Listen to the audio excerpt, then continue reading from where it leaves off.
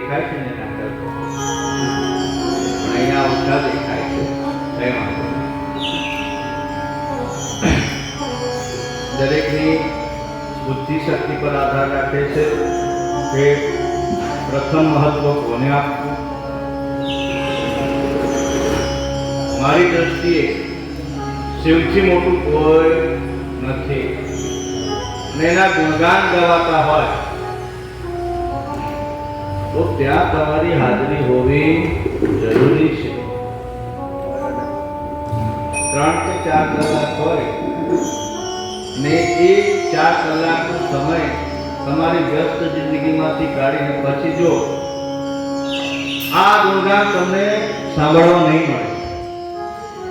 બધા મને એમ કહે કે બાપજી અમારે ત્યાં તો અમે ટીવીમાં બધી જ કથાઓ આવે અને અમે બધી જ કથાઓ સાંભળીએ.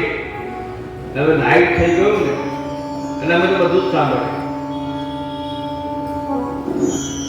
અને એવી જ રીતના ટીવીમાં મીઠાઈની એડવર્ટાઇઝ આવે ને કે ભાઈ હલ્દીરામનું નમકીન ફલાણાનું અને કાજુ કતરી, અને એ કાજુ કતરીને જોઈ તમારું પેટ ભરાય ખરું.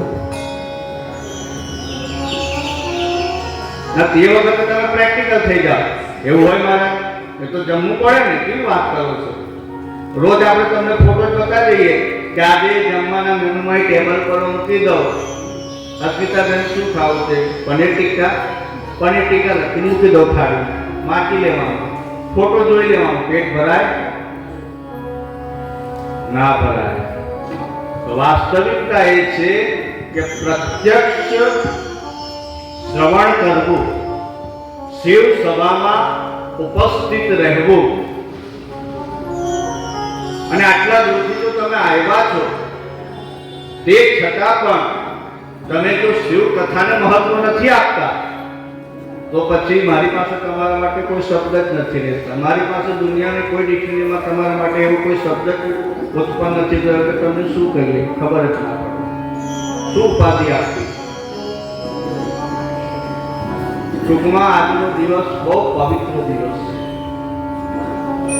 આજે કાર્તિકી પૂર્ણિમા એટલે કે દેવ દિવાળી, દેવોની દિવાળી છે. અને એ બધા જ દેવો દિવાળી કરવા કઈ આવે? મલ્લિકાર્જુનમાં આવે છે ભાઈ.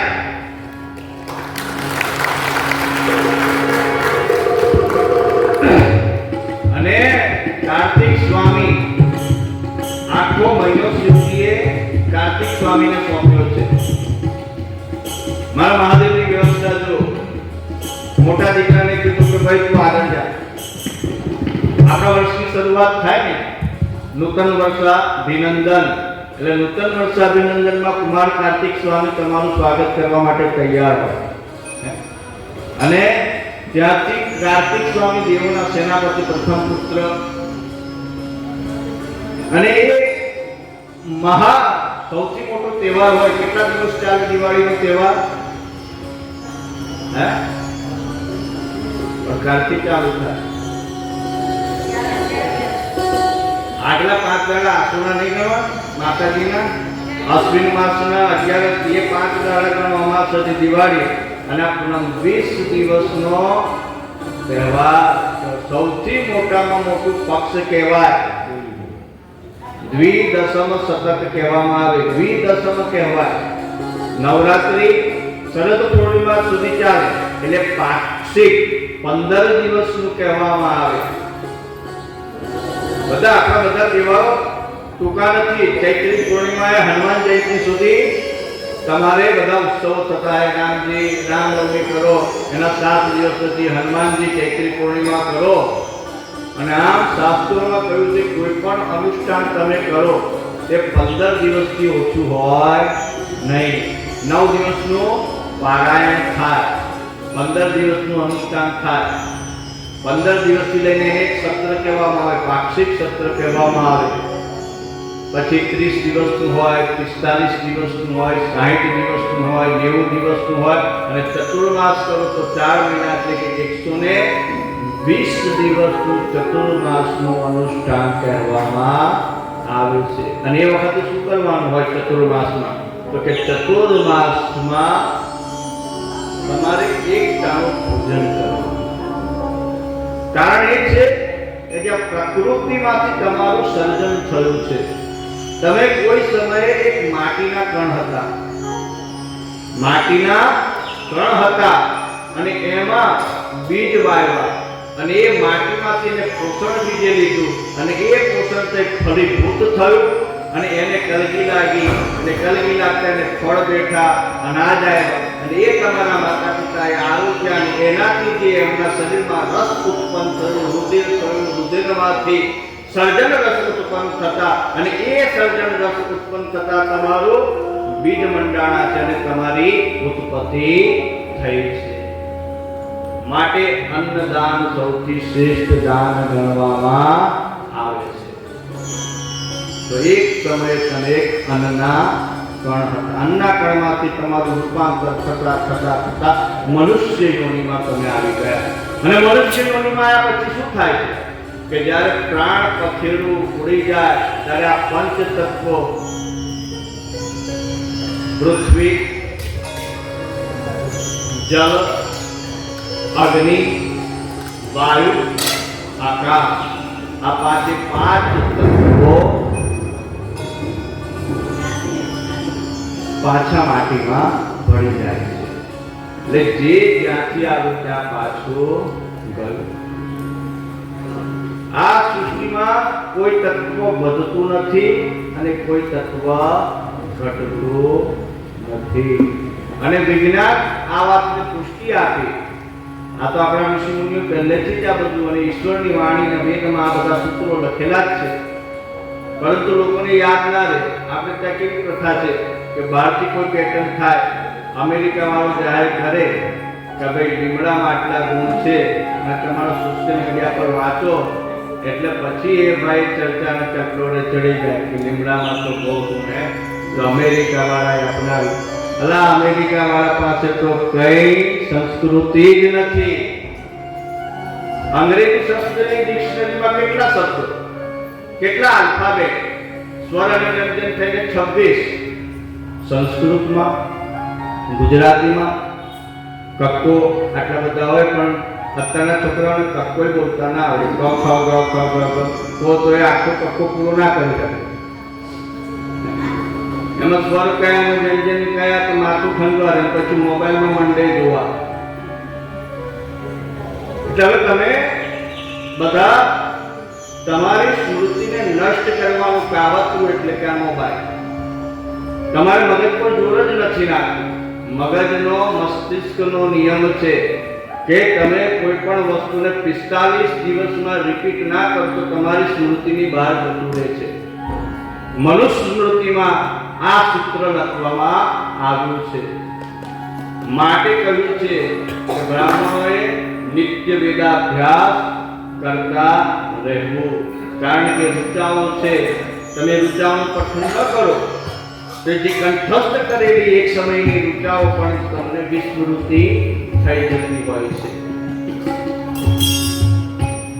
અને આજે દેવ દિવાળી, કુમાર કાર્તિક સ્વામીનો આ તહેવાર, કે કુમાર કાર્તિક સ્વામીની આ જન્મભૂમિ નથી. કુમાર કાર્તિક સ્વામીની જન્મભૂમિ ક્યાં છે? બદ્રિકાશ્રમ, ઉત્તરાખંડ. આમ તો હિમાલયમાં ઉત્પત્તિ થયેલી, પરંતુ હિમાલયમાંથી ઉત્પત્તિ થતા કૃતિકાવતીઓને પ્રાપ્ત થયા બદ્રિકાશ્રમમાં, જ્યાં નર નારાયણ શિલા આવેલી છે, જ્યાં બદ્રી નારાયણ છે. બદ્રી કહેતા બોરડી. બદ્રી એટલે શું? બોરડી. ત્યાંની પ્રાકૃતિક ભાષામાં બોરડીને બદ્રી કહે. અને જ્યારે નારાયણ ભગવાન શિવજી પાસે તપ કરવા માટે ભૂમિ માંગી. તું માગ્યું? ભગવાન શ્રી હરિનારાયણ વિષ્ણુ સ્વયં મહાવિષ્ણુ, બ્રહ્મા વિષ્ણુ મહેશમાંથી જે વિષ્ણુ છે તે વિષ્ણુ. હું કૃષ્ણની વાત નથી કરતો, કૃષ્ણ અંશાવતાર છે, પરંતુ જે મહાવિષ્ણુ પ્રથમ પુરુષ છે, જેને સત્યેશ કહેવામાં આવે, એ પ્રથમ પુરુષ વિષ્ણુએ પ્રભુ શિવ પાસે માંગણી કરી છે કે પ્રભુ, મારે તપ કરવું છે, મને કોઈ ભૂમિ પ્રદાન કરો, ત્યારે પ્રભુ શિવે પવિત્ર બદ્રિકાશ્રમની જે ભૂમિ છે આજે ઓળખાય છે, ત્યાં ભગવાન વિષ્ણુને ભૂમિ પ્રદાન અને એક ક્ષેત્ર બદ્રી ક્ષેત્ર તરીકે ઓળખવામાં આવે છે. કેદાર ઘાટી પ્રભુ શિવ જ્યાંથી પાંડવો સ્વર્ગની યાત્રાએ નીકળ્યા હતા, સ્વર્ગારોહિણી સતપંથ તરીકે ઓળખવામાં આવે છે. કુમાર કાર્તિકેય પવિત્ર માસ છે, કાર્તિક માસ કહેવામાં આવે અને બધા જ મોટામાં મોટા તહેવારો આ માસમાં આવે. 11 આવે, વાઘ બારસ આવે, ધનતેરસ આવે, 14 આવે, અમાસ આવે, એ માતાજીના પક્ષમાં જાય, પાછળ 5 પછી નવું વર્ષ થાય, એના બીજો દિવસ કહેવાય ભાઈબીજ. શું કહેવાય? શિવજીના પુત્રે પોતાનો બીજો દિવસ, પોતાનો જે પ્રથમ દિવસ છે, બીજો દિવસ બહેનોને આપ્યો અને યમને આજ્ઞા કરી કે જે કોઈ ભાઈબીજના દિવસે યમુનાજીમાં ભાઈ અને બહેન સ્નાન કરશે એને યમુના જોડા નહીં આવે. યમ તૃતીયા પણ એને કહેવામાં આવે છે. ત્યાર પછી કુમાર કાર્તિકેય એમના ભત્રીજાઓને એક દિવસ આપ્યો. એ દિવસ કયો? લાભ પાંચમ. એમના ભત્રીજા થાય ને, શું બને? લાભ. ગણપતિના પુત્ર એટલે કોણ થાય? એમના ભત્રીજા થયા ને. એટલે કાર્તિકેય શુભ લાભને એ દિવસ આપ્યો. એટલે કોઈ પણ નવું મુહૂર્ત કરવાનું હોય તો લાભ પાંચમના દિવસે કરવામાં આવે. ધ્યાનથી સાંભળો, શિવજીના પરિવારની ખૂબીઓ છે. આ બધો શિવ પરિવાર છે. શિવને ન ભજો તો કઈ પ્રાપ્ત થાય નહીં. શિવને ભજવા જ પડે. લાભ પાંચમ આવે, ઘણા બધા દેવથી 11 આવે, એટલે પછી ભગવાન શિવજી વિષ્ણુ ભગવાનને બધો વહીવટ કાર્તિક સ્વામીની હાજરીમાં સોંપે છે. કોની હાજરીમાં સોંપે છે? કાર્તિક સ્વામીની હાજરીમાં સોંપે. અને એ દિવસથી દેવ દિવાળી સુધી એ જે 5 દિવસ છે એમાં તુલસીજીનું મહત્વ ખૂબ જ છે. ઘણી જગ્યાએ 11ના દિવસે તુલસી વિવાહ થાય. આમ તો 11ના દિવસે જ થતા હોય, પરંતુ તમે દેવ દિવાળીએ પણ કરી શકો. અને આજના દિવસનું મહત્વ છે, વિશેષ મહત્વનું ફળ છે આમળું. આજે આમળાની અંદર દીવો કરી અને એ દીપદાન મલ્લિકાર્જુન મહાદેવને કરવામાં આવે છે. તમે જોયું હશે તો કાલે બધા કાળા કપડા પહેરીને આવ્યા હતા. ગળામાં માળા હશે, ઉપર શરીર ખુલ્લું હશે, તો એક વસ્ત્રમાં રહેવું.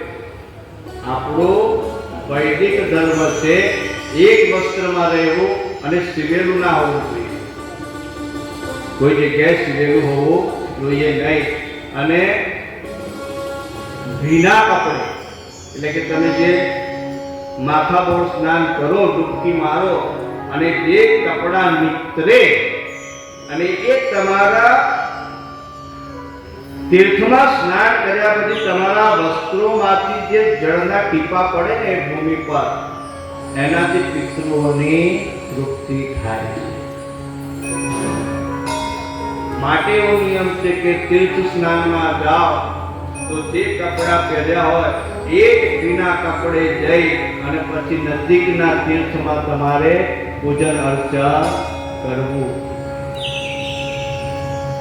બધા શાસ્ત્રોક્ત નિયમો છે. પણ અવસ્થા ના હોય, ચલાતું નથી, તો ડૂબકી કઈ બેસવાની તકલીફ હોય, ડૂબકી કેવી રીતના? એટલે હવે ઘણી જગ્યાએ ગંગાજીએ બધા ફુવારા મૂક્યા ઉપરથી. કઈ તો કરવું પડે. દેશકાલ પ્રમાણે પરિવર્તન આવે. એટલે ના બેસાય તો ઉભા ઉભા પેલો ગંગાજીનું જળ તમને કુવાડું ચાલુ કરે એટલે તમે સ્નાન કર્યું કહેવાય. મહત્વ છે કે એ સ્થળ પર તમારે જવું. બાકી આખા હરિદ્વારમાં ગંગાજીની અંદર પાણીમાં ઘરે ઘેર પાણીમાં એનો કોઈ મતલબ નથી. પણ ગંગાજીના તટ પર તમે જાઓ અને એ ગંગાજીની જે વહેણ હોય અને એ ખલખલ ખલખલ કરતું જે વહેણ હોય ને એ વહેણનો તમે જ્યારે ધ્યાન કરો, ઈશ્વરને પ્રાપ્ત કરવા માટે ઈશ્વરે અષ્ટાંગ યોગની રચના કરી છે. યમ, નિયમ, પ્રત્યાહાર 8 અંગોની રચના કરી છે. પ્રાણાયામ છે. એમાં એક અંગ આવે છે જે કહેવાય કે ધ્યાન. ધ્યાન ધરવું. પણ કોનું ધરવું? કોનું ધ્યાન ધરવું? ઈશ્વર કેવા છે? ઈશ્વરને જોયા છે? ના, ઈશ્વરને કોઈ જોયા નથી. પણ એક વાત નક્કી છે કે આપણે બધા ઈશ્વરના બાળકો છે, સંતાન છે અને એ આપણા માતા પિતા છે.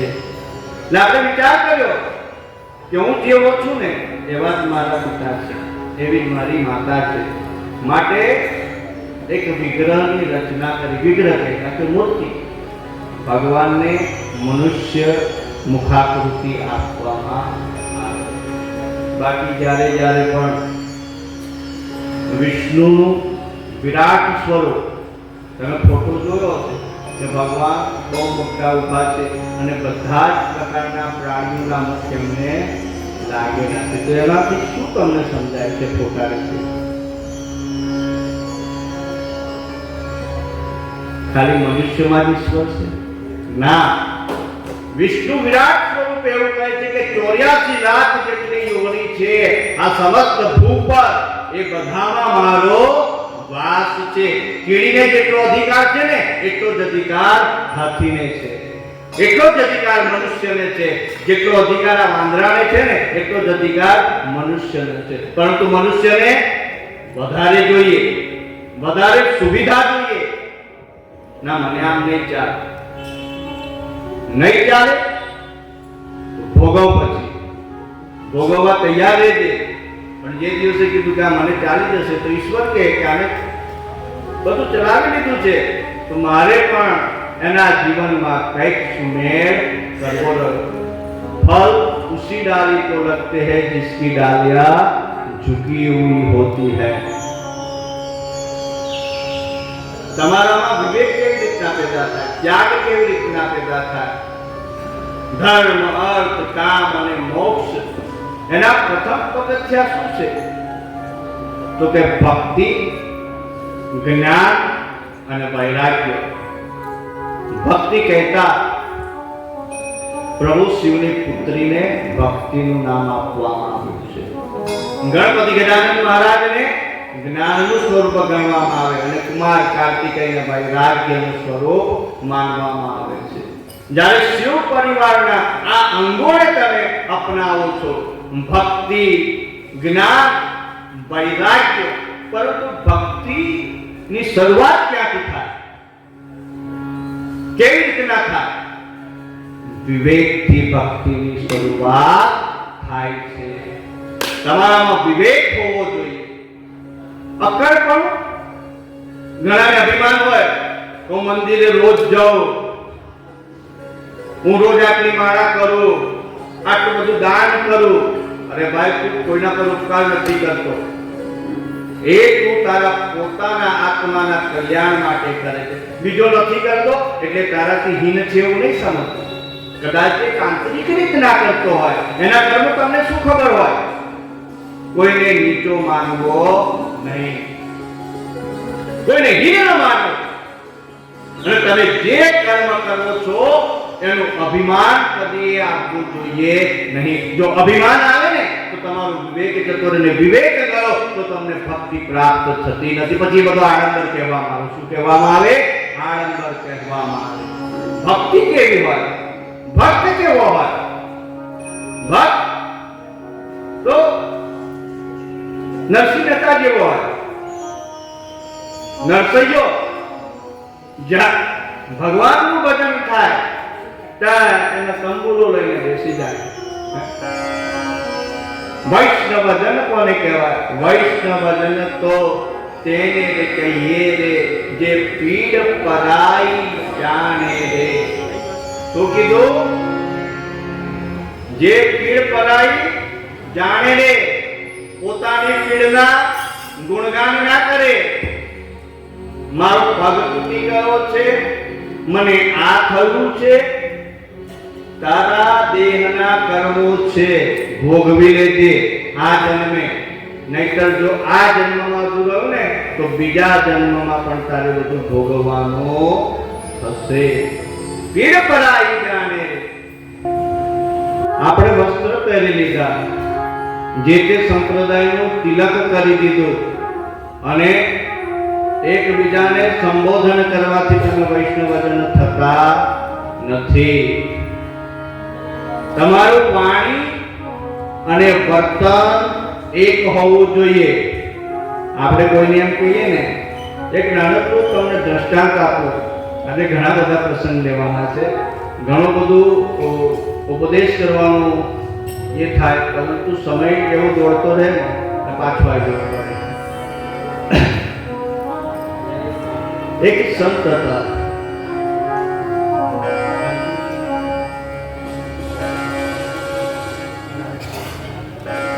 સંત જ્ઞાનેશ્વરની આ વાત છે.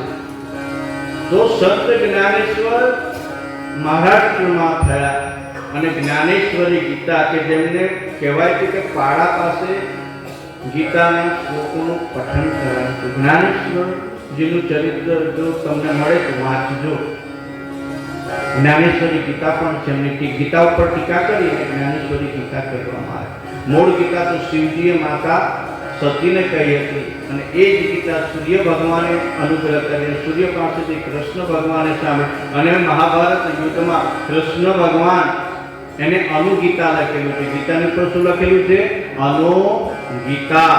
એટલે ઈશ્વરનો જે સાર છે કહેતા કહેતા કૃષ્ણ ભગવાનના મુખથી જ્યારે મહાભારત કાળમાં ગવાયો એ અત્યારની ગીતા, પરંતુ ઓરિજિનલ ગીતા શિવ ગીતાના નામથી પ્રસિદ્ધ થયેલી છે અને આખું પુસ્તક છે, ઘણા બધા શ્લોકો છે. તો જ્ઞાનેશ્વર, સંત જ્ઞાનેશ્વર એમના આશ્રમમાં બેઠા હતા. બહુ સરળ પ્રકૃતિના વ્યક્તિ. અનેક બહેન આવી એના દીકરાને અને કહે કે બાપજી, અમારો દીકરો બહુ ગોળ ખાય છે અને મારું તો માનતો જ નથી, પરંતુ તમારી વાત કદાચ માને તો તમે કોને એને ના એને સમજાવો કે ગોળ ના ખાય. એટલે જ્ઞાનેશ્વરજીએ બહેને કીધું કે બેટા તું કાલે આવ. બેન તું કાલે આવ. બેન બીજા દિવસે આવી અને બાપજીએ એવું કીધું કે જો દીકરા માથે હાથ છે, જો દીકરા બહુ ગોળ ખાવાનો નહીં. એટલે પેલી બહેનને અચંબો થયો કે બાપજી આટલા શબ્દો તમારે બોલવાના હતા તો મને આટલા દૂર સુધી આટલા ગામનો ધક્કો ખવડાવ્યો અને પાછી બોલાવી. એટલે બેન થોડા વ્યથિત થઈ ગયા. એટલે બાપજી કહ્યું, જો દીકરા મારી વાત સાંભળ, હું એ ન કહી શકું કે જે હું કરું છું. હું પોતે ખૂબ ગોળ ખાતો. જ્યારથી તે મને કીધું ને ત્યારથી અત્યાર સુધી મેં ગોળ ચાખ્યો નથી. જો હું એ ન કરું તો જ બીજાને કહી શકું કે તું ન કરતો. માટે તમારું વાણી અને વર્તન એક હોવું તો જ તમે કોઈને કહી શકો. તો વૈષ્ણવને અંગીકાર કરવો. સૌથી મોટા વૈષ્ણવ કોણ છે? તો શિવ સ્વયં. સૌથી મોટા વૈષ્ણવ કોણ છે? શિવ સ્વયં. જેટલા પણ 10 નામી હશે, અહીંયા આગળ સાધુ સમાજ હશે, જ્યારે એક સાધુ બીજા સાધુને મળે, એક 10 નામી બીજા 10 નામીને મળે, તેને કહે કે ઓમ નમો નારાયણ. શું કહે છે? શિવ વંશના અતીત પંથાનમ તવત મહિમા વાંગમય. અતીત કહેતા આદિ અનાદિ જે શિવના પાર્ષદ ગણો કે જેના ગોત્ર નંદીથી શરૂ થતા હોય, ભૃંગીથી શરૂ થતા હોય, જટીથી શરૂ થતા હોય, કપિલ મુનિથી શરૂ થતા હોય, અત્રિ ઋષિથી શરૂ થતા હોય, જમદગ્નિ ઋષિથી શરૂ થતા હોય, આ બધા શિવ પાર્ષદો, શિવ ગણો કાળે ક્રમે કરીને અતીતથી આજથી 10 નામી નથી. 10 નામ તો આદિ જગતગુરુ શંકરાચાર્ય જ્યારે 3500 વર્ષ પહેલા એમનો જન્મ થયો અને એમણે ભગવત ગોળ આચાર્ય પાસે સનાતન ધર્મની દીક્ષા લીધી અને આલમમાં સનાતન ધર્મનો ડંકો વગાડ્યો છે. અને જ્યારે બૌદ્ધ ધર્મ એની ચરમ સીમા પર હતો ત્યારે ફરીથી પાછું સનાતન ધર્મની ધજા પતાકા લહેરાવી 4 દિશામાં 4 મઠની સ્થાપના કરી અને એમના શિષ્યોને 10 નામ આપ્યા. ભારતી, ગિરી, પુરી, સરસ્વતી, તીર્થ, પર્વત, સાગર, અરણ્ય, વન, 8ના 10 નામોમાં વહેંચણી કરી. તો કેવી રીતના વહેંચણી કરી કે જે ભારતી છે એક દળ હતું કે જેને ભારતીની ઉપમા આપવામાં આવી અને રાજાની ઉપમા આપી છે અને એને સમગ્ર ભારતમાં વિચરણ કરવાની છૂટ આપવામાં આવી. એને ભારતીની સાથે સૈન્ય રહે, જેટલા પણ ભારતીય રહેતા ને એને જવાબદારી રક્ષણની હતી, આખા ધર્મની રક્ષા કરવાની જવાબદારી હતી. અને સાધુઓની ભાષામાં 300 સાધુ હોય ને એને એક બેડું કહેવામાં આવે. 300 સાધુ હોય ને જમાતમાં એને એક બેડું કહેવામાં આવે. અને એક જમાતની અંદર 2400 સાધુ હોય. કેટલા હોય? 2400 સાધુ હોય અને ઓછામાં ઓછા 80 હાથી હોય. એટલું લાવ લશ્કર એક રાજ્યને જીતે ને એટલો સરંજામ હોય. 24 ફૂટ લાંબા ભાલા રાખે. કેટલા ભાલા રાખે?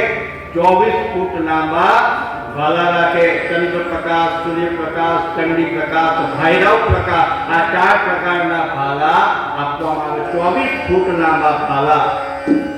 આજે પણ તમે કુંભના મેળામાં જાઓ તો જે સૌથી પહેલા જે નિશાન હોય ને ભાલાનું, જે તે અખાડા 4 અખાડાનું નિર્માણ કર્યું. 4 માટે 4 અખાડા, જૂના અખાડા, નિરંજની અખાડા, અટલ અખાડા, અગ્નિ અખાડા, આ 4 મૂળ અખાડા. અને એ 4 માંથી પછી 7 થયા. 7ના અત્યારે 13 છે.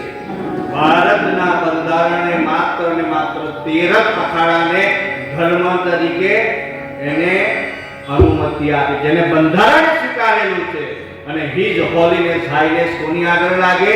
તો આદિ જગતગુરુ શંકરાચાર્યની આગળ હિજ હોલીનેસ હાઈનેસ લાગે. જેમ ક્રિશ્ચિયનોમાં પોપની આગળ લાગે, મુસલમાનોમાં એમના જે મુખ્ય સૈયદ હોય એની આગળ લાગે, એમ આપણા સનાતન ધર્મમાં જગતગુરુ તરીકે માત્ર ને માત્ર શંકરાચાર્યને માનવામાં આવે છે. એનાથી મોટું કોઈ પદ આપણા ધર્મમાં નથી. પછી આજે તો જ્યાં જુઓ ત્યાં 1008 ફલાણા.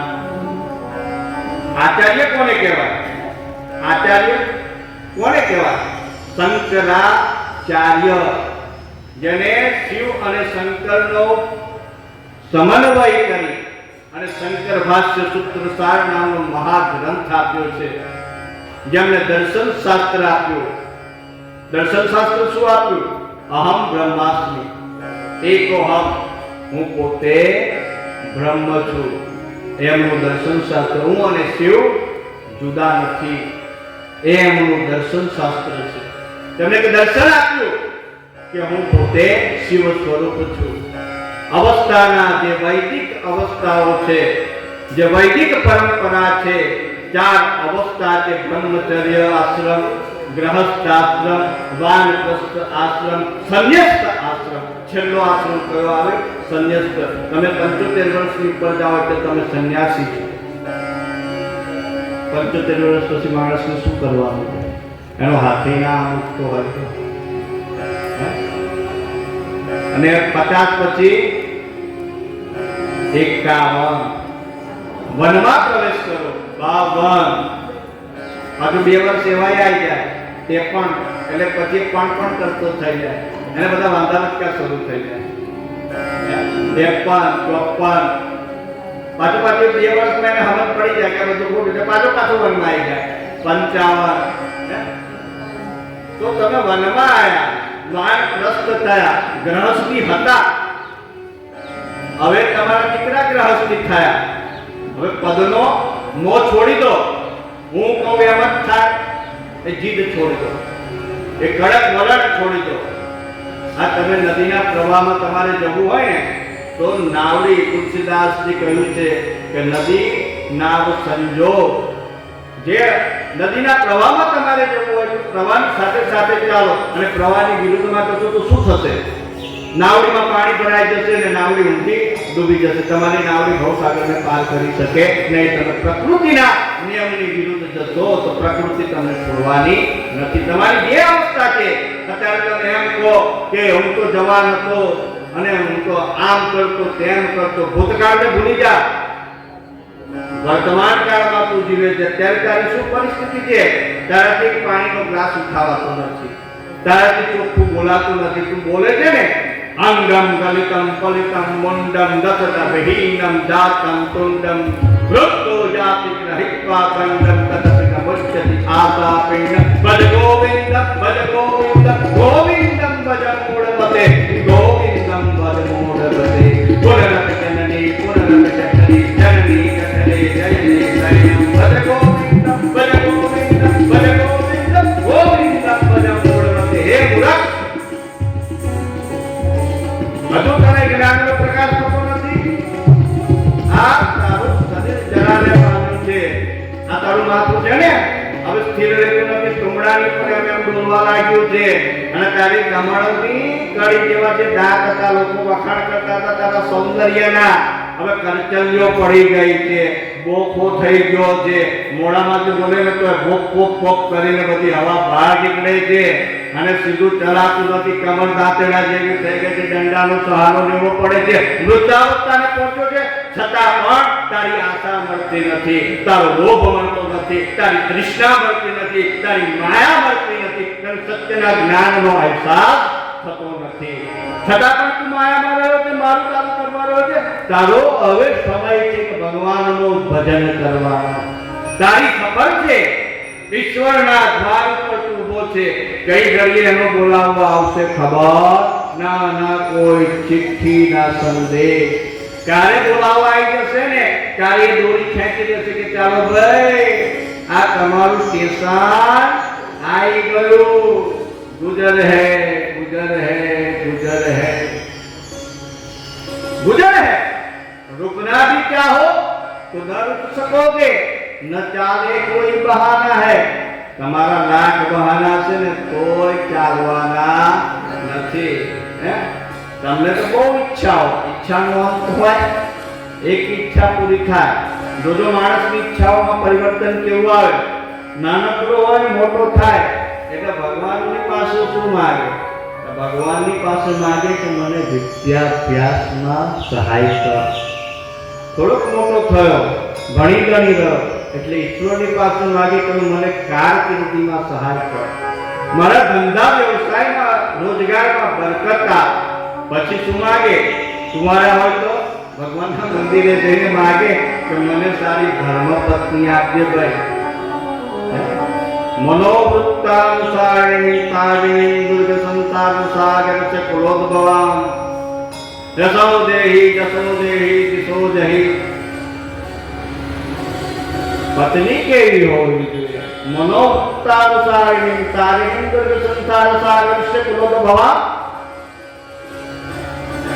કુળનો ઉદ્ધાર કરનારી, મનની વૃત્તિને અનુસરનારી. એટલે એને કેવું ના પડે, તમારી મનની વૃત્તિને સમજી જાય, આંખોની ભાષા સમજે. પતિ પત્ની વચ્ચે કુની કેવી હોવી જોઈએ, એકબીજાને કેવું ના પડે, પણ એ આંખોની ભાષાથી સમજી જાય કે મારા પાત્રની શું માંગણી છે, કે અત્યારે શું જોઈશે, શું કહેવા માંગે છે. મનોવૃત્તા ઈશારેની. તો એ પ્રકારની વૃત્તિને અનુસરણ કરનારી હોવી જોઈએ. ત્યારબાદ બધું થઈ જાય કે પછી તમારી બીજી માંગણી આવે, વિવાહ થઈ ગયા પછી પ્રભુ સંતાન સારા આપે. સંતાન આપ્યા પછી ઈશ્વરની પાસે તમે શું માંગો? કે આ મારું સંતાન મારી સેવા ચાકરી કરે એવા આશીર્વાદ આપો. હવે માંગણી ફૂટે જ નહીં. બા એ થયા પછી કે મારે દીકરાના લગ્ન થાય, હવે પાછું તમારું પતિ ગયું, ચેપ્ટર પૂરું. હવે એનું શરૂ કર્યું તમે મંદિરે, એટલે કે હવે આના લગ્ન થઈ ગયા એટલે પછી સાસુ હોય ને કે હું માગે હારી બહુ જોઈએ, કે હારી બહુ ઘરમાં આવે પછી આપણને માતા પિતાની જેમ રાખે તો મારો સંસાર સારો ચાલે.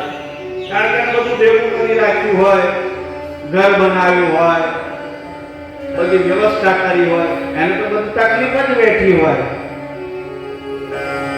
તકલીફ બેઠીને ઘર બનાવ્યું હોય એટલે કે મારો છોકરો પરણે બહુ નવી ઘરમાં આવે તેને કઈ તકલીફ પડે નહીં. એ ધારે તો એ બધા પૈસાનો ખર્ચ કરી શકે છે, પણ એને સંગ્રહ કરે,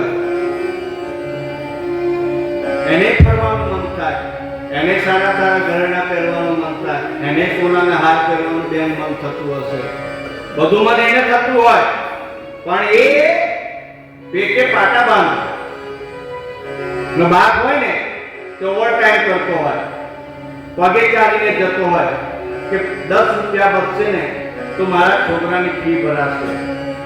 યા તો ડબલું મોબાઈલ વાપરતો એના છોકરાને એપલનો ફોન લાવીને દેતો હોય, એ રિચાર્જ ના કરતો હોય અને એને જે જોઈએ તે બધું આપતો હોય. જો બધો ત્યાગ છે.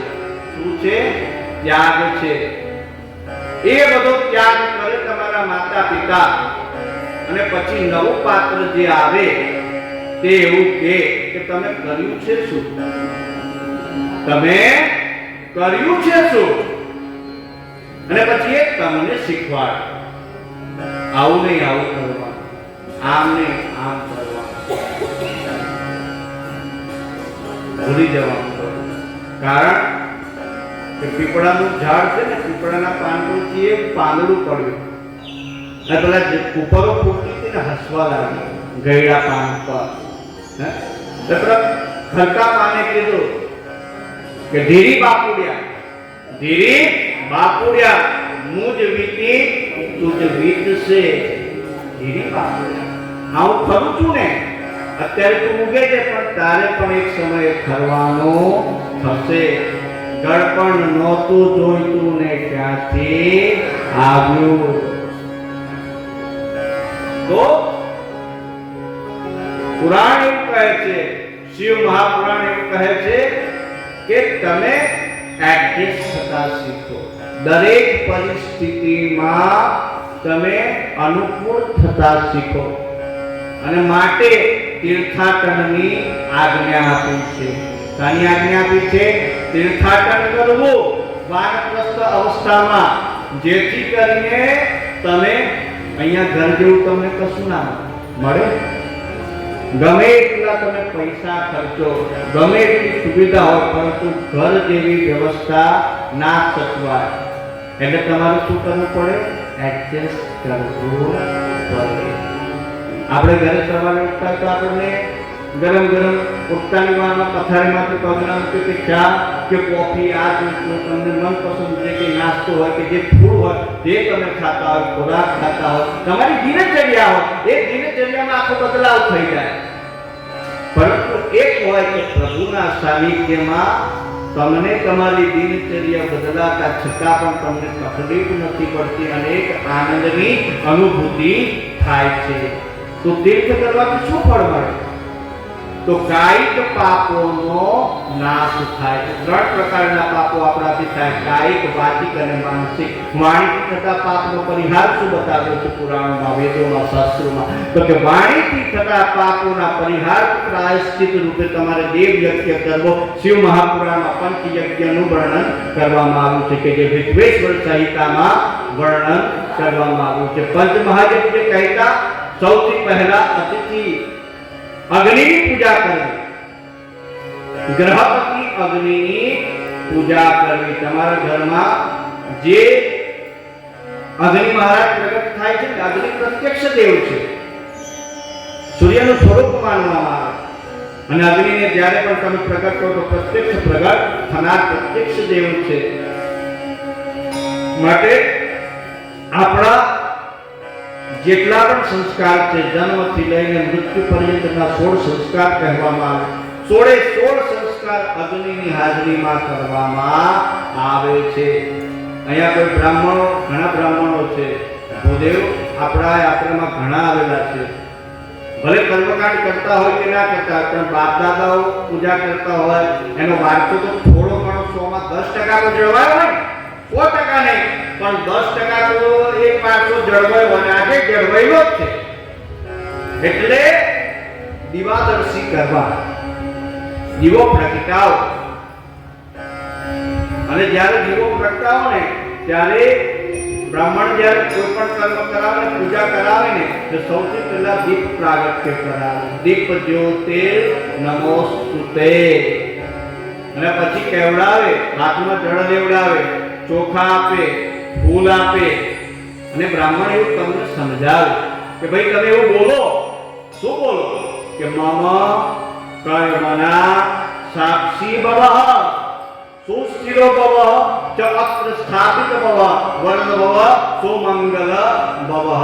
એટલે કે હે અગ્નિનારાયણ દેવતા, હું જે કઈ કર્મ કરું છું એ મારા કર્મના તમે સાક્ષી છો, અને મારા કરેલા કર્મનું ફળ તમારે મને અપાવવાનું છે. એટલે અગ્નિને બંધન કર્યું. એટલે માટે આપણે પૂજામાં એવું કહે કે પૂજા જે સુધી પૂરી ના થાય તે સુધી દીવામાં ઘી પૂરતા રહે. અધવચ્ચે અગ્નિનારાયણ જતા રહે તો બધા કર્મો કરીએ છીએ, પરંતુ ખબર નથી કેમ કરવાનું. કીધું ને કરી દીધું, કીધું ને કરી દીધું, પરંતુ જાણીને કરો. To know how to do it. તે કેમ કરવું, ફોર વોટ, શાના માટે કરવું, તો એને કહેવાય જ્ઞાન. એને શું કહેવાય? જ્ઞાન. ઈશ્વરને જ્ઞાની અતિ પ્રિય છે. મેં ઘડિયાળ માંગી હતી, બરાબર. પેલા છોકરા પાસે કે બીજા કોઈ ભાઈ હોય ઘડિયાળ આવી મૂકી ગયા, એટલે એક પરંપરા પછી બની જાય. અને કાલે ઉઠીને કદાચ કોઈ એવો પ્રચાર કરી દે કે બાપજી કથા કરવા બેસે તો તે વ્યાસપીઠ ઉપર જઈને ઘડિયાળ મૂકવી, જેથી તમારો સમય સુધરી જાય.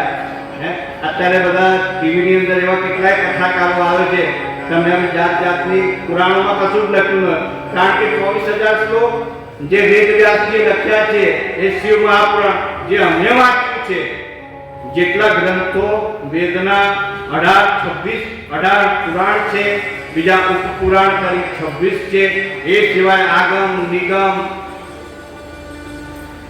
સંહિતાઓ, સ્મૃતિ ગ્રંથો, શ્રુતિ ગ્રંથો, ઉપનિષદો, એ જે બધાનો અમે અભ્યાસ કર્યો છે, એમાં અમને તો કોઈ જગ્યાએ આવું વાંચવામાં આવ્યું નથી.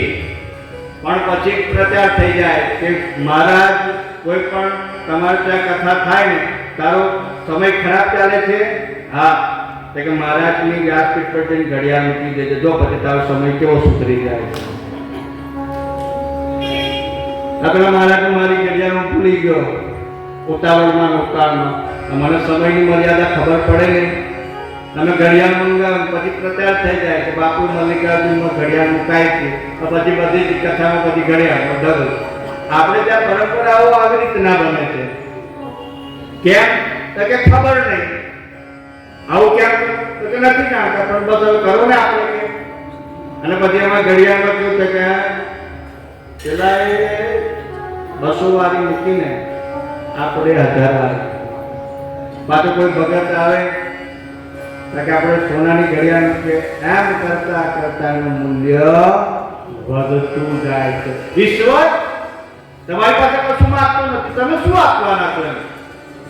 એનું તો આપેલું છે, આ દેહનું આપેલું છે, આ સૃષ્ટિનું સર્જન એને કરેલું છે. તેરા તુજકો અર્પણ ક્યાં લાગે મેરા, જય જગદીશ હરે સ્વામી, જય જગદીશ હરે. કરું મેં સંતન કી સેવા. શું માંગ્યું? કરું મેં સંતન કી સેવા, સંતોની સેવા કરવી, વડીલોની સેવા કરવી. તેરા તુજકો અર્પણ ક્યાં લાગે મેરા. પણ એ તો બધું સૂત્ર ઉલટું થઈ ગયું કે તેરા મુજકો અર્પણ ક્યાં લાગે તેરા, તેરા મુજકો અર્પણ ક્યાં લાગે તેરા. ઉલટું કરી કાઢ્યું. એ ભગવાનનો ફોટો લટકતો હોય, લોક લજ્જા કે આજે ભગવાનને બેહાડવા પડે, હિન્દુ છે એટલે કંઈક તો ચિહ્ન રાખવું પડે ને બાપડા. અને દિવાળી આવે ત્યારે કે ફોટા પરથી ધૂળ સાફ થતી હોય, અને પછી હવે તો પેલું દીપદાનનું બહુ મહત્વ છે, પછી ઇલેક્ટ્રિક દીવડા નીકળે આવડે. અને એટલે ભાઈ અમારા જજમાન મને શારદા પૂજન કરવા માટે મને આમંત્રણ આપ્યું. આમ તો કોઈ જગ્યાએ કર્મકાંડ કરવા માટે જતો નથી મારા આશ્રમની બહાર, પણ ખૂબ અંગત મિત્ર એટલે એનો ખૂબ જ આગ્રહ કર્યો કે બાપજી આવો, તમારા પગલા પાડો અને કે ચોપડાને 5 ચાંદા કરો, તમારી પેઢી અમારું આ તિજોરી છે ને એ ગાંધી બાપુથી ભરેલી રહે છે. હાલ બેટા ને અવતારી ઈચ્છા છે તે જઈએ. એટલે જઈને બધી પૂજા બધું ચોપડાનું ને પેલા બેન છે ને એ બધું મસ્ત દીવા બધો શણગાર કરીને લાયા. અને પછી છોકરાને કહે કે ત્યાં વિડીયો ઉતારજે. વિડીયો ત્યાં ને વિડીયો ઉતારવા લાગ્યા. અમે કીધું પણ દીવો કઈ છે કે આ નથી. આ ના ચાલે, આ ના ચાલે. એ વિદ્યુત છે, જળનું પ્રતીક છે. વિદ્યુત એટલે જળનું પ્રતીક છે. જળમાં તર્પણ થાય, જળમાં તર્પણ થાય, માર્જન થાય, અગ્નિમાં હોમ થાય. જળમાં હોમ થાય, આ થાય. જલ સાક્ષી પુરાવશે, જલ સાક્ષીને પુરાવે. જલ તો અવરોધ છે. તમે કોઈ પણ કર્મ કરો ને ત્યારે છેલ્લા બ્રાહ્મણ તમારી પાસે એક ચમચી જળ ભરીને પૃથ્વી પર પાણી મુકાવે કે પાણી મૂકો જમીન પર ઉઠતા પહેલા. ક્યાં? તાકે તમારી બધા કરેલા કર્મનું પુણ્ય નારાયણ લઈ જશે. જો તમારે પુરાણોક્ત ફલ પ્રાપ્તિ અર્થે મમ શીઘ્ર કાર્ય અનુસિદ્ધિ અર્થે, અને પછી એ જળને તમારે શ્રેય સંપાદન કરી અને કરેલા કર્મનું ફળ મને પ્રાપ્ત થાય. એટલે જે આત્મજ્યોતિ ચક્ષુ અને તમારા બ્રહ્મરુદ્ર ઉપર લગાડવામાં આવે. બ્રહ્મરુદ્ર એટલે શિવ તત્વ છે. અહીંયા 7 ચક્રમાં 7મું ચક્ર જેને શિવ સહસ્ત્રદળ કહેવામાં આવે છે. શિવની હાજરીમાં એ જળ વિષ્ણુને અને શિવને અર્પણ કરવામાં આવે. नमः पवित्रे जगदेक चक्षुषे जगत प्रसुते स्थिति नाश है तवे त्रयी मया त्रिगुणात्मधारे विरंची नारायण शंकरात्मने सूर्य चंद्र अग्नि. जो भगवानનું ત્રીજું નેત્ર છે તે અગ્નિનું પ્રતીક છે. ભગવાન શંકરના જે 3 નેત્ર છે, એક સૂર્ય છે, એક ચંદ્ર છે ને આ અગ્નિ છે. શિવ સ્વયં બ્રહ્મરુદ્રમાં સ્થાપિત થયેલા છે. અને જ્યારે પણ શિવને પ્રત્યક્ષ છે શિવ. તમે તમારી આ કરોડરજ્જુ નો જે પ્રથમ અણકો છે અને જેની ઉપર તમારી આ મૂંડી ગોઠવાયેલી છે ને, એ જે શરૂ થાય છે ત્યાં હાથ મૂકીને ઓમ નમઃ શિવાય 11 વખત બોલો, અહીં સ્પંદન શરૂ થઈ જશે. આપણે બધા એક સાથે બોલીશું. આ જમણો હાથ પાછળ મૂકવાનો અને દીર્ઘ ઊંડા શ્વાસ લઈને ઓમ નમઃ શિવાય બોલવાનું.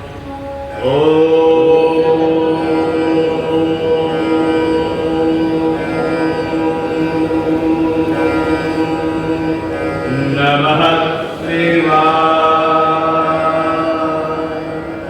દરેકે દીર્ઘ સ્વરમાં ઉચ્ચારણ કરવાનું છે. આંખો બંધ રાખજો. હાથ તમારા બ્રહ્મરુદ્ર પર પાછળ રાખજો. જ્યાં ભ્રામરાંબા દેવીનો આ ભાગ છે, શક્તિપીઠ છે, એનું અનુસંધાન છે.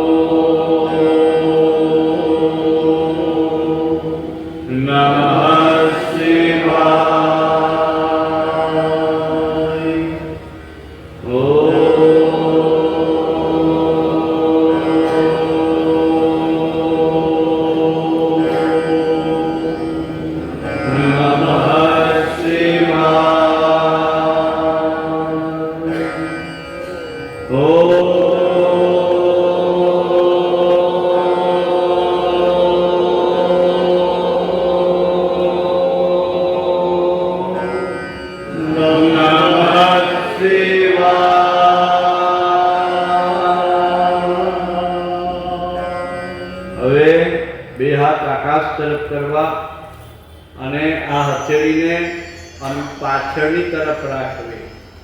જેને હાથની કે ખભાની તકલીફ હોય તે નહીં કરી શકે, પણ આ ક્રિયા કરજો. જેને ગરદનમાં પાછળનું ત્યાં શું કહેવાય છે આનો પ્રોબ્લેમ, સર્વાઈવલનો પ્રોબ્લેમ હોય ને એને આ મુદ્રા કરવી. આને તાળાસન કહેવામાં આવે છે. પર્વતાસન પણ કહે છે. બે હાથ ભેગા કરો તો પર્વતાસન થાય, પરંતુ આ મુદ્રા કરવી અને બોલવું ઓમ હરય નમઃ, ઓમ હરય નમઃ, ઓમ હરય નમઃ, ઓમ હરય નમઃ, ઓમ હરય નમઃ, હરય નમઃ. આને શિવ યોગ કહેવામાં આવે છે. પ્રાતઃકાળે બ્રહ્મ મુહૂર્તમાં ઉઠી જવું. અવસ્થા ન હોય એટલે કે વૃદ્ધાવસ્થા કોને છૂટ આપી છે શાસ્ત્રોમાં? એક નાના બાળકો. જે નાના બાળક છે ને, બાળક ક્યાં સુધી કહેવાય? ક્યાં સુધી કહેવાય? હે? 12 વર્ષ? હા, એ બરાબર. 5 વર્ષ સુધી. 5 વર્ષ સુધીનું બાળક કહેવામાં આવે. તમે ઓળખી ન શકો કે આ છોકરો છે કે છોકરી. દૂરથી જોતામાં ખબર ના પડે ત્યાં સુધી એની જાતિનું પરીક્ષણ ન થઈ શકે, દૂરથી એને બાળક કહેવામાં આવે. અને જન્મ થાય એને શું કહેવાય? એને શિશુ કહેવામાં આવે. શું કહેવામાં આવે? શિશુ. પછી એનો કદ વધે એટલે બાળક થાય. બાળકમાંથી પછી કિશોર અવસ્થા, પછી તરુણ અવસ્થા, તરુણ અવસ્થા પછી યુવા અવસ્થા. તો બાળકોને છૂટ આપી છે. બીજા કોને છૂટ આપી છે? રોગીને, કે જેના શરીરમાં કોઈ પણ પ્રકારનો રોગ છે, બીમાર, ભલે ને યુવાન હોય પરંતુ કોઈ રોગથી ગ્રસ્ત છે અને એનું શરીર શક્તિમાન નથી આ બધી પ્રક્રિયાઓ કે આ નિયમોને અનુસરવા માટે, તો એને છૂટ આપી છે. રોગીને છૂટ આપી છે. અને ત્રીજી છૂટ કોને આપી? વૃદ્ધોને. વૃદ્ધોને આ બધા નિયમોમાંથી બાદબાકી કરી છે. તો પછી આ બધા જ નિયમો મોટે ભાગે યુવા અવસ્થાથી ગૃહસ્થ અને વાનપ્રસ્થોને લાગે છે. ત્યારે બ્રહ્મ મુહૂર્તમાં ઉઠી જવું. ખાસ કરીને યુવાધને તો ખાસ બ્રહ્મ મુહૂર્તમાં ઉઠવું. જેને વિદ્યાની પ્રાપ્તિ કરવી છે ને એને 3:30 વાગે પથારીનો ત્યાગ કરી દેવો. પથારીમાંથી છોડી જ દેવાની. અને તમે નિશ્ચય કરજો, યાદેવી રાત્રિ રૂપેણ સંસ્થિતા. રાત્રિ શુક્લ આવે છે. નિદ્રા રૂપેણ સંસ્થિતા.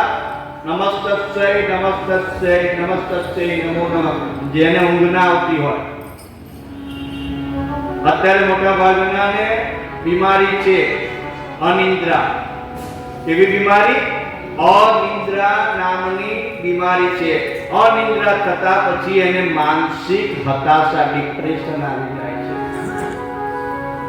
માનસિક હતાશા એને ઘેરી હોય અને અકારણનો ભય એને સતાવવા લાગે. જાત જાતના એને ભય સતાવવા લાગે કે આમ થશે, શું થશે, ફલાણું થશે, ટીકનું થશે, અને પછી જાત જાતની ચેષ્ટાઓ કરવા લાગે. સૌથી સુખી માણસ કોણ? કે જેને પથારીમાં પડતામાં ઊંઘ આવી જાય તે દુનિયાનો સૌથી સુખી માણસ કહેવાય. કે પડ્યા નથી કે ઊંઘ આવી નથી. અને અહીં કેટલા સુખનો નિરૂપણ કરતા હોય, કથા સાંભળે એટલે પછી બધે પડતા હોય, ઊંઘ ઉડી જતી હોય, પણ જેવા મંડપમાં બેઠા આસન લીધો કે પછી તોલવા એમનું ત્રાજવું ચાલુ થઈ જાય. એમ ડોલ્યા કરે, એ સુખની અનુભૂતિ કરાવે. અને એ ડોલે તો ડોલે, પણ ઊંઘતાને જોઈને મને હોય ઊંઘ ચડે. એટલે પછી મારે જસબીન બાજુ જોવું પડે કે ભાઈ હવે ઊંઘ ઉડાડો કોઈ, એમ કેવું પડે. એટલે પછી મંડે ઊંઘ ઉડે એટલે કે કંઈક વાંચો બધી આ અવસ્થાઓ છે.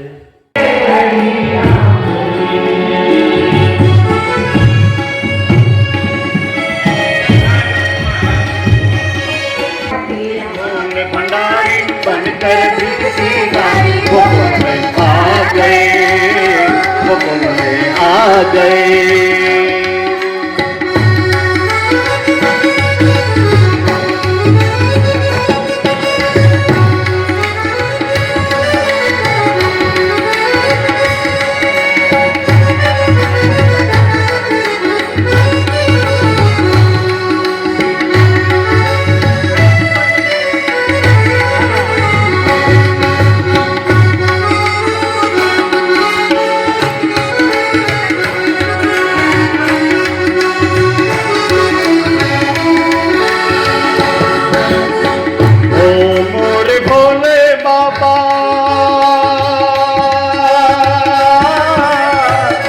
कैसे मिल जाऊं इस बात में